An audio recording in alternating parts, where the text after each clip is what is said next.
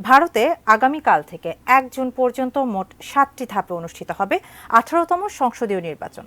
মূলত national Democratic alliance NDA এবং বিরোধী Indian national developmental inclusive alliance India এই দুটি রাজনৈতিক জোটের মধ্যে হবে মূল প্রতিদ্বন্দ্বিতা। দেশটিতে তীব্র গরমের মধ্যে অনুষ্ঠিত হচ্ছে এই নির্বাচন উৎসব।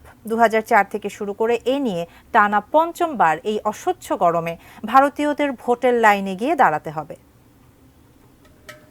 भारत के भाग्य विधाता मतदाता भाइयों एवं बहनों, ये राह भले हो लंबी, ये जो पीढ़ी दर पीढ़ी इस देश की सेवा करती है।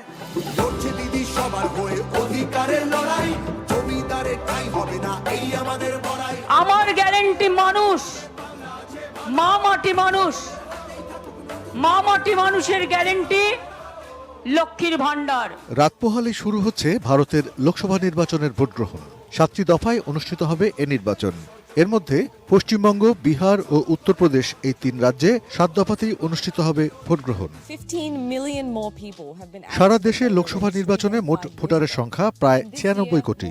৫৪৩টি লোকসভা আসন থেকে তারাই বেছে নেবেন কারা যাবেন পার্লামেন্টে।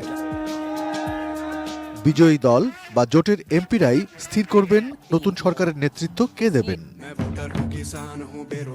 ভোটার বা প্রার্থীদের সংখ্যায়, খরচের বহরে এবং আরও নানা মাপকাঠিতে এটিই যে বিশ্বের ইতিহাসে সবচেয়ে বড় নির্বাচন হতে যাচ্ছে তা নিয়ে কোনো সন্দেহই নেই। ৫ বছর আগে ২০১৯-এ ভারতে যে সংসদীয় নির্বাচন হয়েছিল সেটি ছিল এ যাবৎকালের বৃহত্তম নির্বাচন। এবারে সে রেকর্ডও যথারীতি ভাঙতে চলেছে। এবারে ভারতের লোকসভা নির্বাচন হতে চলেছে ৪৪ দিন ধরে। ১৯৪৭ সালে স্বাধীনতার পর দেশের প্রথম নির্বাচনটি বাদ দিলে এত লম্বা সময় ধরে ভারতে কখনো নির্বাচন হয়নি। ফলে প্রায় ৭৩ বছরের মধ্যে এটি ভারতের দীর্ঘতম নির্বাচনও হতে যাচ্ছে।